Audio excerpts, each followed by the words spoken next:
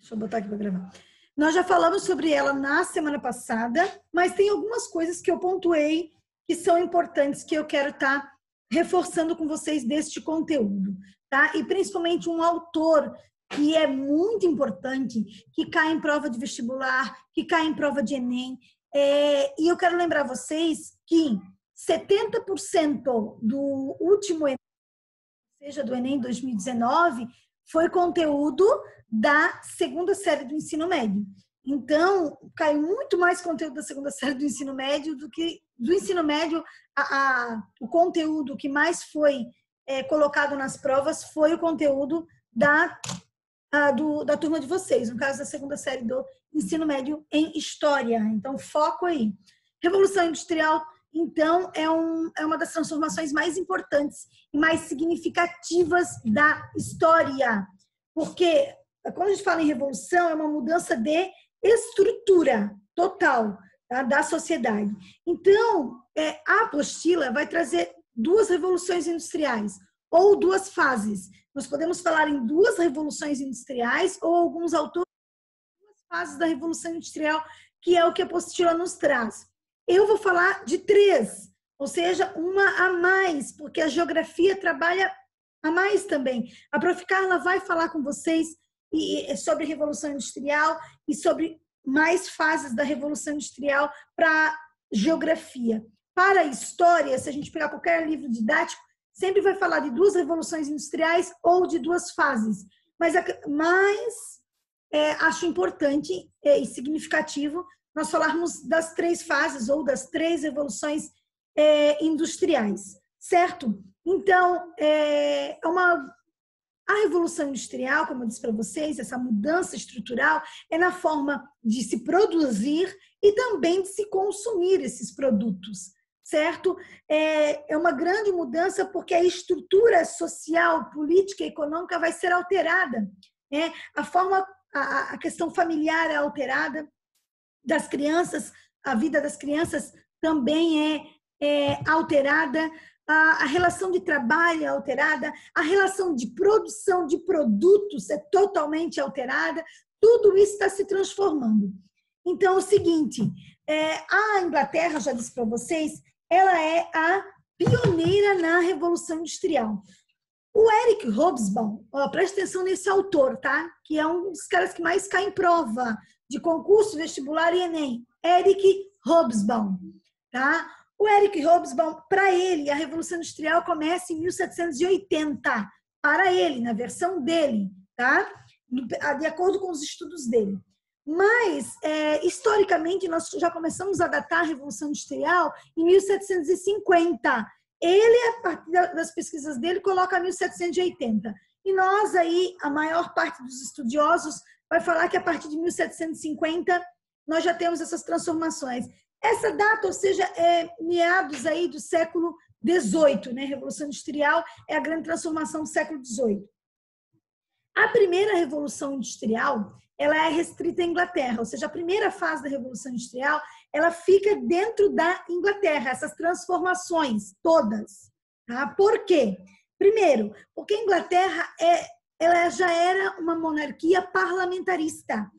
Então, a Revolução Gloriosa, gente, são coisas chaves, tá? A Revolução Gloriosa na Inglaterra, não preciso decorar tudo, mas eu preciso ter questões chaves para que eu possa entender o contexto.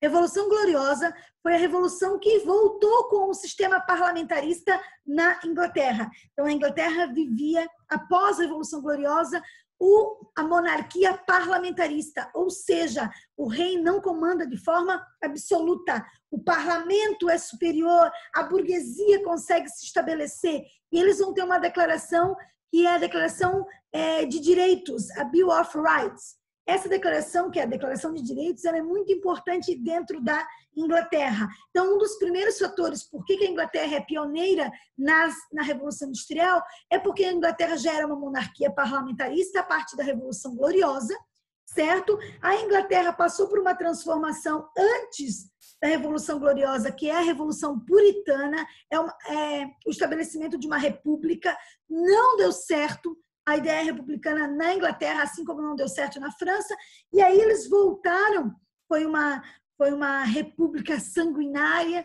violenta, e aí eles voltam com um sistema monárquico, mas uma monarquia parlamentarista, em que o poder não está centralizado só na figura do rei, e sim no parlamento. Então, eles criam lá a Declaração de Direitos, que é a Bill of Rights.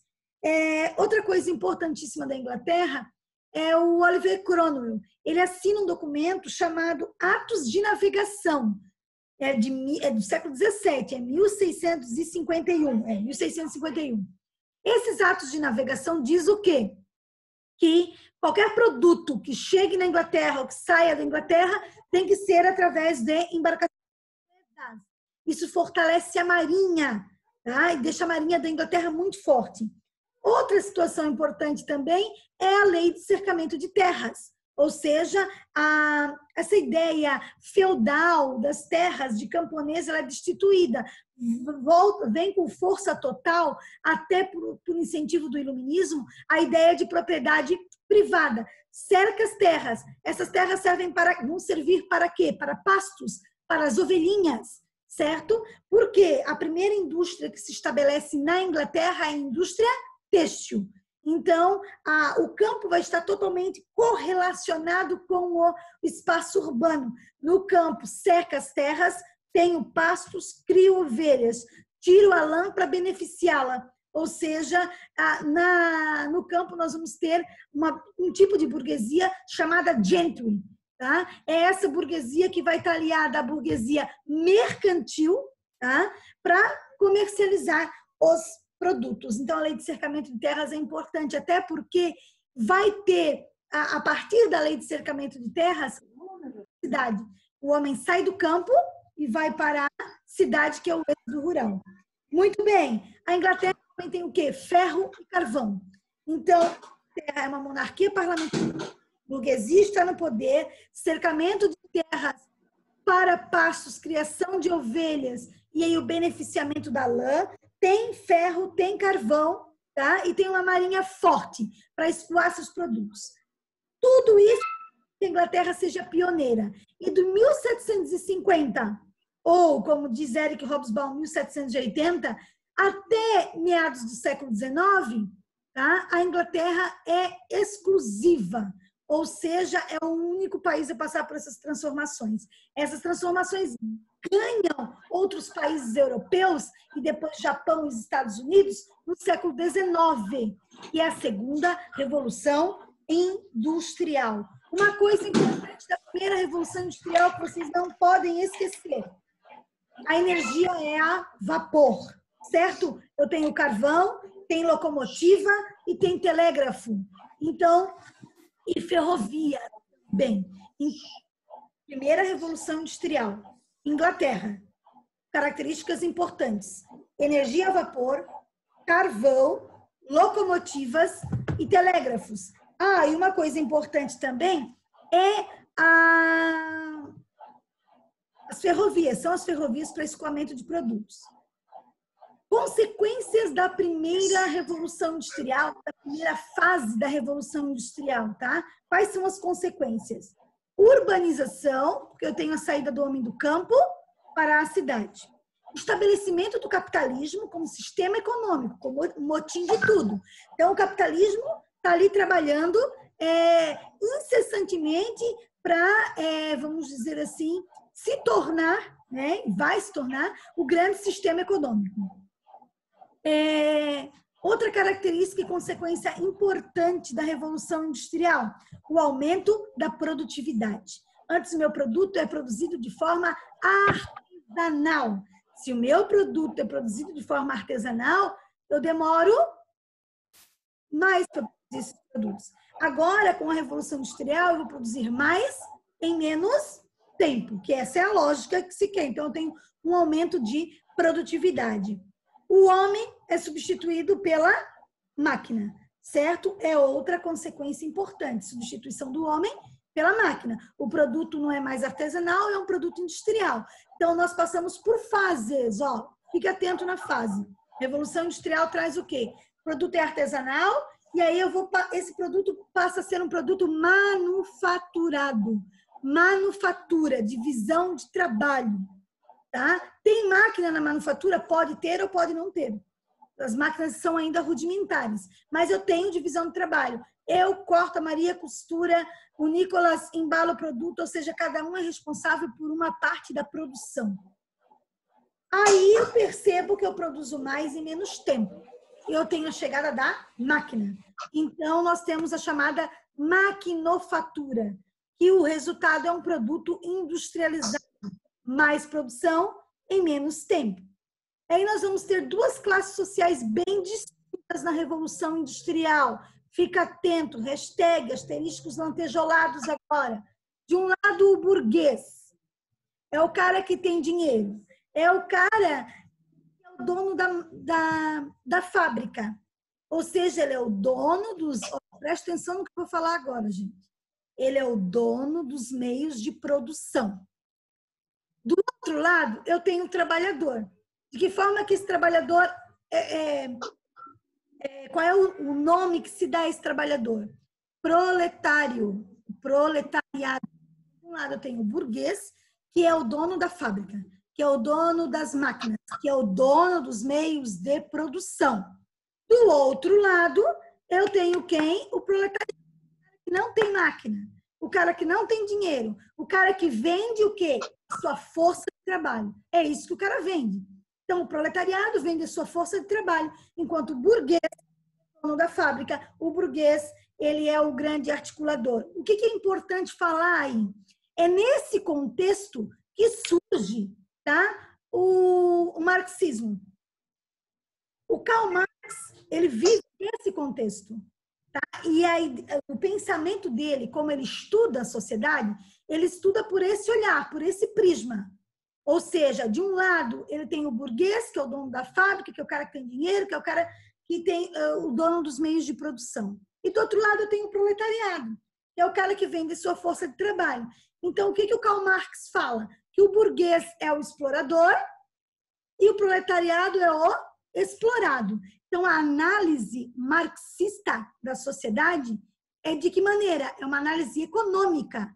É uma análise que, pelo prisma que eu tenho, de um lado, o burguês, que é o explorador, e do outro lado, o proletariado, que é explorado. Por que ele fala, o Karl Marx fala isso? Eu vou trazer números para vocês. Por que ele analisa dessa forma? Eu trouxe aqui, eu anotei para falar para vocês, a questão salarial. O salário de um artesão, em 1795, era 33 shillings. Shillings é a moeda da época. É só para a gente entender a desvalorização salarial. Em 1795, 33 shillings. 1815, 14 shillings. 1834, 6 shillings.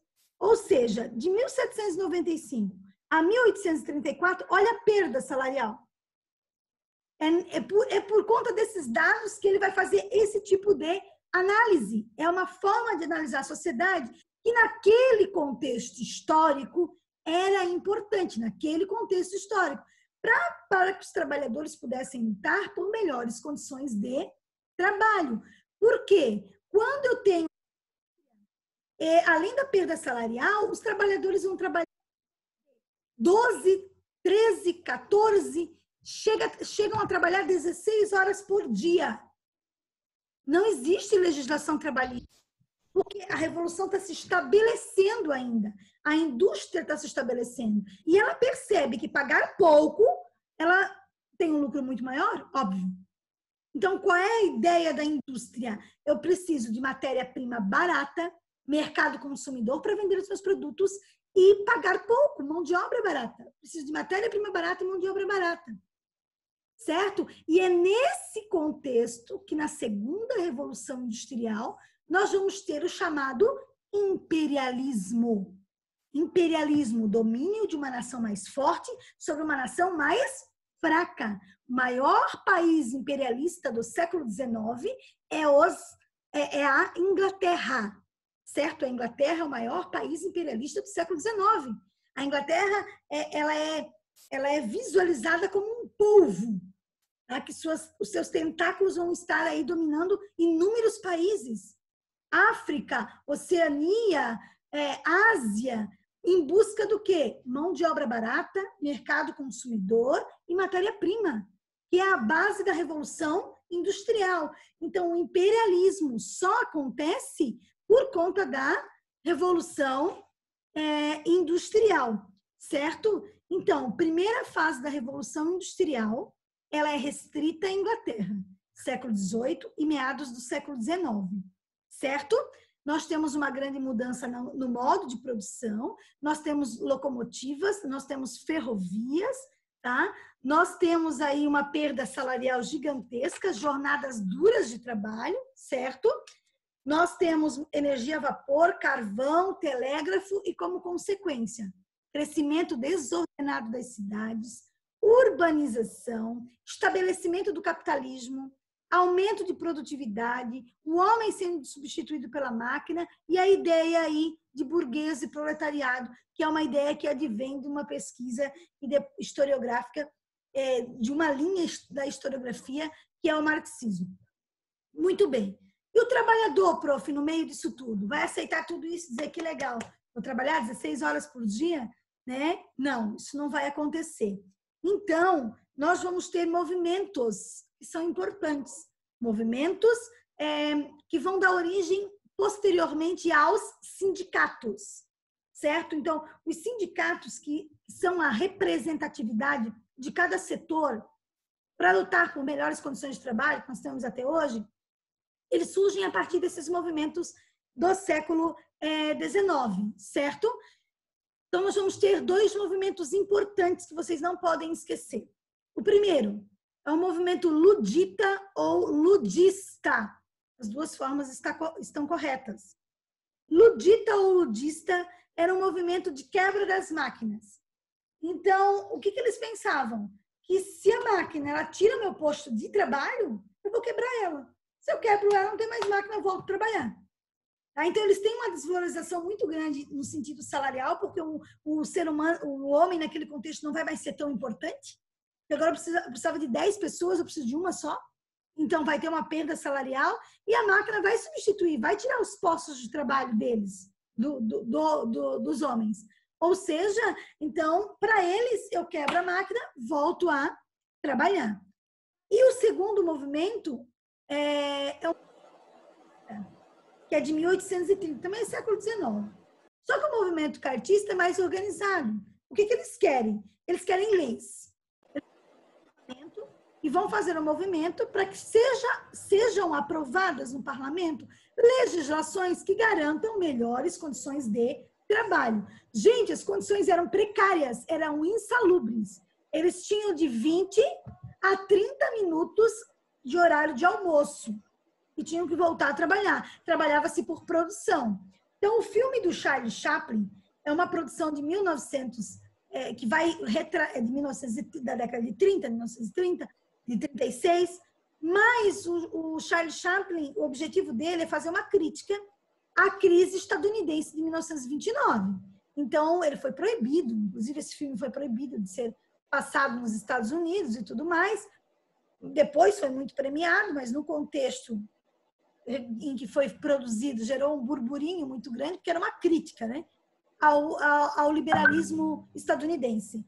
Mas esse filme é um clássico para que a gente possa entender a Revolução Industrial em que sentido, tá? Porque tem uma bancada de trabalho que a gente chama de modelo fordista, né?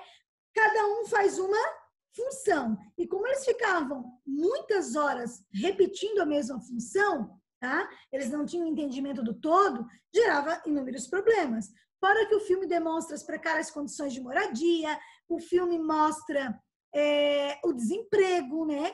Faz essa crítica ao desemprego que era massivo, essa máquina que substitui, o homem sendo engolido pela máquina, naquela cena clássica dentro da máquina, é uma cena clássica, é uma imagem que já caiu, não é incontável, às vezes que já caiu em prova de vestibular, a imagem do Charlie Chaplin dentro da máquina, porque é uma grande produção cinematográfica, é um dos filmes mais premiados da história da produção cinematográfica. Já tinha cinema falado, mas o Charlie Chaplin optou por fazer cinema mudo, tá? Foi uma opção dele para fazer a crítica do que ele queria.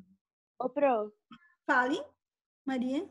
pode repetir o nome do segundo movimento lá? Posso? Cartista. Obrigada.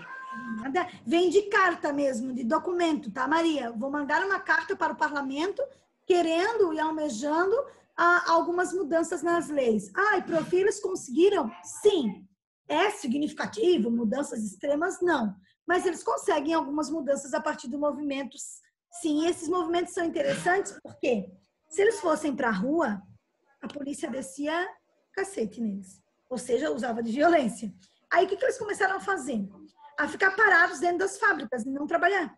Cruzavam os braços, porque a polícia não ia entrar dentro da fábrica e correr o risco de quebrar alguma máquina, enfim. Eles colocavam, tipo, pedras, chiclete dentro da própria máquina, das engrenagens para a máquina parar, emperrar, e ficavam de braços cruzados dentro da fábrica, por conta da violência que acontecia fora da fábrica por conta dos movimentos que almejavam essas mudanças. Vocês sabem muito bem que qualquer movimento social, né, tem os dois lados e tem essa questão também de como o governo erra esses movimentos, porque o governo não gosta de nenhum movimento popular. Vamos dar o exemplo dos Estados Unidos. Está acontecendo um movimento popular nos Estados Unidos agora, contra o que foi o estopim desses movimentos que estão acontecendo agora, o assassinato daquela, não me lembro o nome dele, né? Mas enfim, George Ford, o Sérgio está falando o nome dele, que foi assassinado por um policial negro, né? Assassinado ali, morto por um policial branco. E isso gerou dentro dos Estados Unidos movimentos sociais, tá? As leis dos Estados Unidos foi historicamente um país racial muito grande, em que haviam leis que proibiam ônibus de negros e brancos, escolas e bairros só para negros. Em 1968, o Martin Luther King foi assassinado. Foi assassinado por lutar por direitos de brancos e negros, pelos mesmos, por direitos civis. A luta a morte dele foi porque ele lutava por direitos civis que ainda não estavam na lei.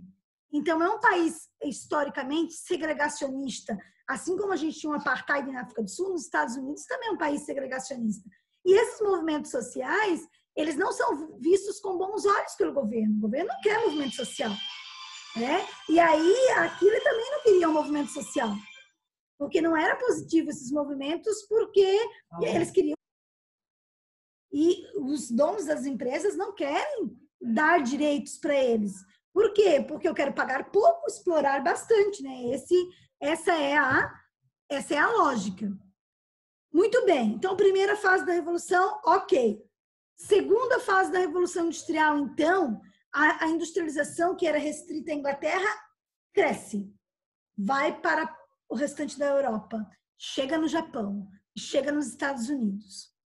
Essa segunda fase tem como a substituição, olha só, segunda fase da Revolução Industrial ou segunda Revolução Industrial tem como substituição o ferro pelo aço. Então, substitui o ferro pelo aço. E nós vamos ter novas fontes de energia a partir do petróleo. Lá nós temos o vapor e aqui nós vamos ter o petróleo. Um avanço muito grande da medicina, certo? E essa segunda fase da Revolução Industrial, ou segunda Revolução Industrial, ela vai até o fim da Segunda Guerra Mundial, tá? Historicamente. Então, ela começa lá no século XIX e vai até o fim da Segunda Guerra Mundial. Quais são as consequências da segunda fase da Revolução Industrial? Primeiro, muda-se os padrões de consumo. A industrialização ela está se solidificando, tá? Nós temos aí um avanço muito grande no quesito transporte. Nós vamos ter superprodução. Nós vamos ter um impacto ambiental gigantesco. Não tem lei ambiental. Então, impacto na fumaça, ou seja, quando chegava-se na Inglaterra, o Eric Hobsbawm fala que a Inglaterra ela parecia uma cortina de fumaça. Por quê? Porque estava se industrializando, mas não se tinha nenhum cuidado no aspecto de cuidados com o meio ambiente. Então, nós temos impacto em todos os sentidos. Os resíduos eram jogados diretamente nos rios, então nós vamos ter a poluição, a poluição visual também é muito forte, o crescimento desordenado das cidades, né? Impacto em aterros de mangue, de áreas que não eram próprias para o desenvolvimento aí, na perspectiva de loteamentos e tudo mais. Então, tudo isso está acontecendo. A apropriação de recursos naturais é muito grande. O objetivo é o lucro, exclusivamente o lucro. O que vai acontecer daqui a 10 anos não me interessa. O que vai acontecer daqui a 50 anos? Qual vai ser o impacto a partir disso? Também não me interessa. Então, não havia uma preocupação por parte das empresas e nem por parte do governo, no sentido do que vai acontecer a minha ação hoje, qual vai ser a reação lá no futuro. Não se tinha esse pensamento, tá? Como nós temos hoje, né? Então, o impacto era gigantesco e essa apropriação dos recursos naturais também foi exorbitante. E uma coisa importante, que eu acho que é muito significativa da segunda fase da Revolução Industrial, é o imperialismo. Ou seja, a industrialização se solidificou e o sistema capitalista também. E o capitalismo, gente, ele tem fatores positivos e fatores negativos, né? Fatores positivos, a gente pode elencar desenvolvimento tecnológico, a questão de telecomunicação, a questão das interligações, o próprio consumo, mas aí a gente faz uma outra percepção. Para quem é tudo isso? Para quem tem dinheiro. Então, o capitalismo, ele é um sistema econômico extremamente desigual. E aí onde ele vai sofrer a crítica. Então, essa crítica, ela acontece por conta das situações que estão ocorrendo aí. Então, como o capitalismo se solidifica e os países, a Inglaterra vai se tornar o país mais poderoso do mundo no século XIX, qual é a ideia inglesa? É explorar outros territórios, abrir o leque de possibilidades, que é o imperialismo. A grande sacada, ou seja, a grande consequência da segunda revolução industrial é o imperialismo, é o domínio da Inglaterra, é a busca de matéria-prima, mão de obra barata e mercado consumidor. E aí a Inglaterra abre seus tentáculos e vai explorar minério na África, vai explorar a Índia também, é extremamente explorada pelos ingleses, tá? Buscando matéria-prima, mão de obra barata e mercado consumidor. A terceira revolução industrial é a partir da Segunda Guerra Mundial. A apostila não traz. Mas quais são as características importantes, tá? Da terceira fase da Revolução Industrial? O avanço na pesquisa da genética, a biotecnologia, certo? E o estabelecimento aí do capitalismo financeiro, tá? Algumas pesquisas da geografia falam na quarta revolução industrial, certo? Que é atual, né? Essa terceira revolução industrial também tem aí como motim a globalização, a questão de comunicação, né? Essas interfaces da comunicação que são muito presentes. Deixa eu ver aqui. Se eu esqueci de alguma coisa das minhas anotações, não. Então, a geografia ainda já fala, como eu disse para vocês, da quarta revolução industrial, que é atualmente, hoje, certo? Então, essa quarta revolução industrial, vista pela geografia, certo? Até aqui, gente, alguma pergunta? Não, Pro. Tranquilo? Tá sossegado? De boa?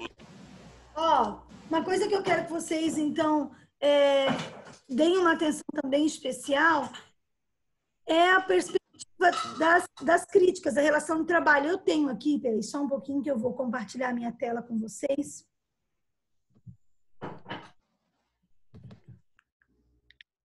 Aqui, slide. Vamos ver se deu certo aqui. Vamos lá. Sim. Ó, deu certo, deu, né, gente? Então, aqui, ó. Evolução industrial. Quero falar algumas coisas para vocês que são importantes. Essa cena aqui, tá, gente? Ela é essa obra de arte que vocês estão percebendo aqui é uma obra de arte muito importante, do Vicente Van Gogh, né? Van Gogh é muito conhecido pela obra lá, Os Girassóis. Isso aqui é a primeira fase da arte do Van Gogh. Tá? É uma crítica social. É uma crítica social à Inglaterra, tá? À Revolução Industrial. Porque ela gerou muitos problemas sociais. Ela gerou um empobrecimento. Se substitui o trabalho do homem pela máquina, eu tenho um grande número de desempregados. E aqui, esse quadro chama-se Comedores de Batatas.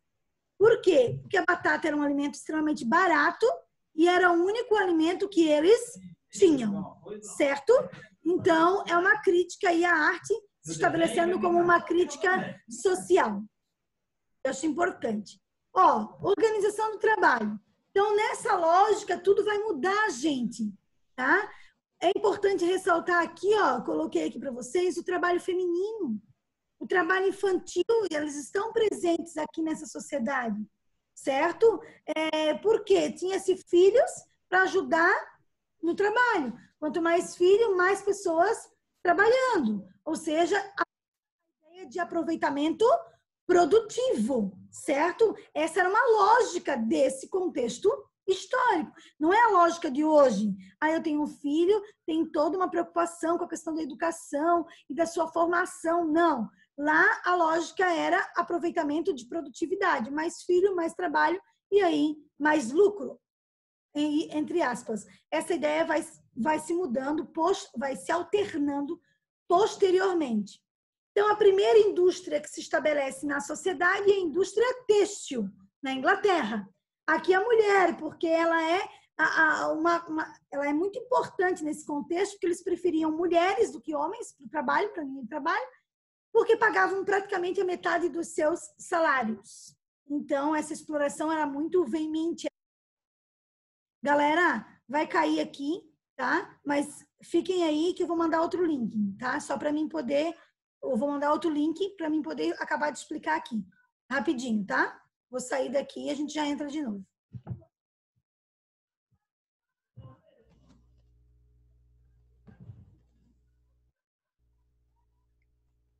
Peraí.